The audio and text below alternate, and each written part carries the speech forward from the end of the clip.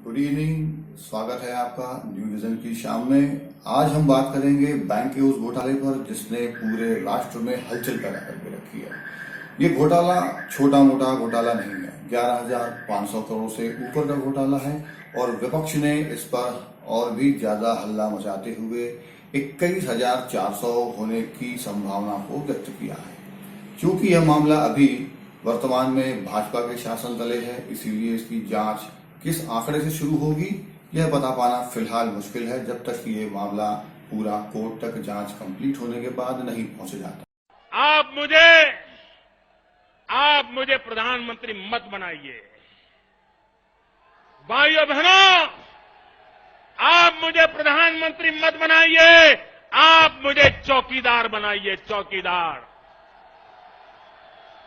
और भाइयों बहनों, मैं दिल्ली में जाकर के चौकीदार की तरफ बैठूंगा और आपको विश्वास दिलाता हूं, आप ऐसा चौकीदार बिठाओगे, मैं हिंदुस्तान की तिजोरी पर कोई पंजा नहीं पड़ने दूंगा।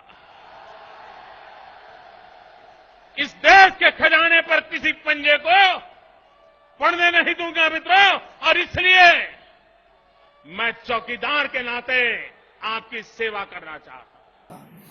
हम बात करते हैं उस घोटाले की जो 2011 में पीएनबी की फोर्ट स्थित मुंबई शाखा से एक फर्जी अंडरटेकिंग लेटर पर अन्य बैंकों से नीरव मोदी के नाम पर लोन पर फाइनेंस और फंडिंग की गई थी। इस फंडिंग के पीछे लेटर ऑफ अंडरटेकिंग की फर्जी होने की घोषणा तब हुई जब बैंकों से पीएनबी बैंक से अन्य बैंकों ने पैसा वापस मांगने की मुहिम शुरू की और पैसे की अनुपस्थिति में, अनअवेलेबिलिटी में इस पूरे मामले को सामने उजागर कर पीएनबी के अधिकारियों ने उस फर्जी लेटर को फर्जी बताया, जो अभी तक वास्तविकता का चोला ओढ़े कई वर्षों तक पीएनबी की फाइल में दबा रहा।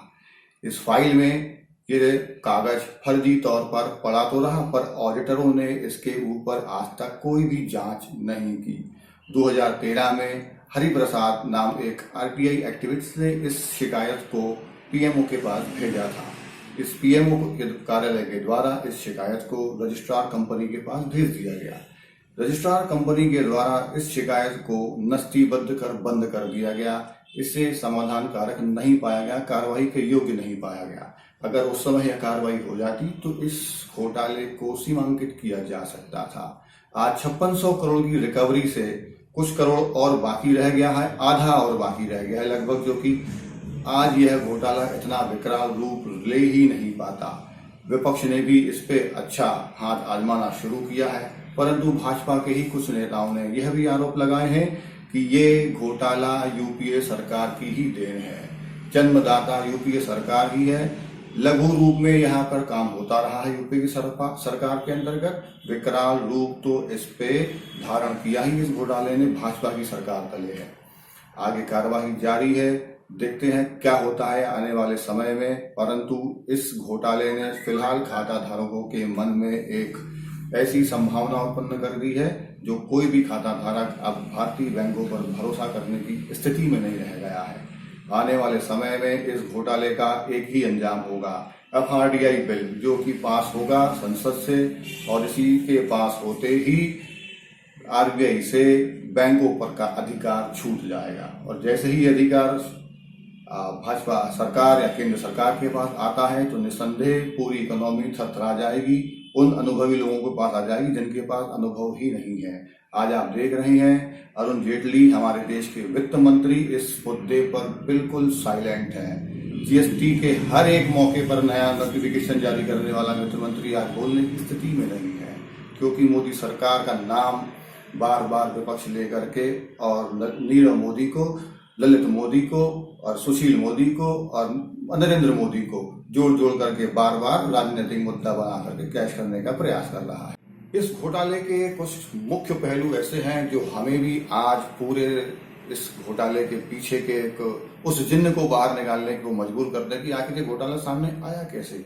अचानक से एक घटना होती है, क्योंकि अब से हम घटना का ही एक नाम देंगे कि नीरव मोदी जो भारत के निवासी हैं अचानक से 1 जनवरी को भारत छोड़ देते हैं, और जो उनकी वाइफ है जो कि एक यूएस सिटीजनशिप है जिनके पास सिटीजनशिप है वहां की यूएस की, वो अचानक से 6 जनवरी को भारत छोड़ देती हैं और लौट करके दोबारा वापस नहीं आती हैं।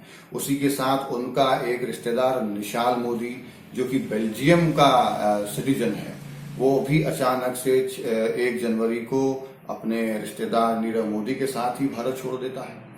ये स्थितियां इस संदेह को उत्पन्न करती हैं कि कहीं भारत सरकार को, वित्त मंत्रालय को और कहीं न कहीं पीएनबी के अधिकारियों को, सीबीआई को, ईडी को और लोकायुक्त को, ईओडब्ल्यू को ये आश्वासन था इस तरफ से कि कहीं न कहीं इनको ऐसी रियायत दी जाए, जैसे कि पुराने एक 9,000 करोड़ के घोटाले विजय माल्या को दी जा करके उसे देश से बाहर जाने की अनुमति, एक मौन स्वीकृति दी गई थी।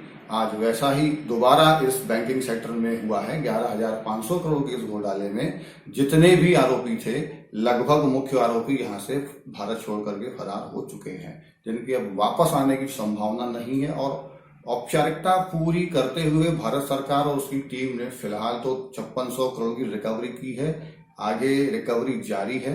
परंतु अब खाता धारक जो कि आजकल आधार कार्ड से लिंक करवा रहे हैं अपनी बैंकों को, अब बैंकों को सरकार कैसे लिंक करेगी विश्वास के साथ कि उनमें जो पैसा खाता धारकों का आ रहा है वो सेफ पड़ा भी रहेगा या नहीं।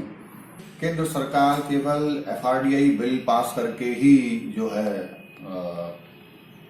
जनता को भरोसा दिला सकती है कि आने वाले समय में कभी भी किसी भी फाइनेंस सेक्टर संबंधित संस्थान को घाटा होने पर उसका जो पैसा है, जनता का जो पैसा है जो खाते में पड़ा है, उसका एक कहा जाए तो इंश्योरेंस किया जा सकता है। परंतु उसकी राशि कितनी होगी, कितने परसेंट होगी, इसके बारे में कोई भी जानकारी फिलहाल नहीं दी जा सकती जब तक कि ये बिल पास होकर के इसका एक ड्राफ्ट हमारे सामने नहीं आ जाता। फिलहाल एफआरडीआई के एक सेक्शन 52 में ये कहा गया है कि किसी भी खाता धारक के खाते में अगर कोई पैसा पड़ा है तो उसे एफडी के रूप में जमा करने का अधिकार बैंक यानी कि सरकार अपने पास रखेगी और उस पर ब्याज देना है नहीं देना है यह भी निर्धारित सरकार ही करेगी। हम समझ सकते हैं कि ये सब उन पुराने खातों के लिए है जो कई वर्षों से पड़े हैं, कई लोग जो या तो गुजर चुके हैं या तो देश छोड़ चुके हैं, उनके खातों को, यानी कि एक स्कीम मोदी सरकार ने चलाई थी, बेनामी संपत्ति और बेनामी आय और बेनामी खाते, जिनको सीज करके इस स्कीम के तहत सरकार अपने अधिपत्य में ले सकती है। परंतु इस स्कीम में हर वो एक ईमानदार और बुजुर्ग आदमी पिसेगा जो कभी अपना पैसा अपने आने वाले जीवन के लिए सुरक्षित इसलिए करना चाहता है कि ब्याज के रूप में मासिक आय का स्रोत उसके खर्चे और उसकी बीमारी का इलाज होता रहे। वो भी आज ऐसी स्थिति में, इस दयनीय स्थिति में आ जाएगा कि वो पैसा उस बैंक में रखे भी या नहीं रखे।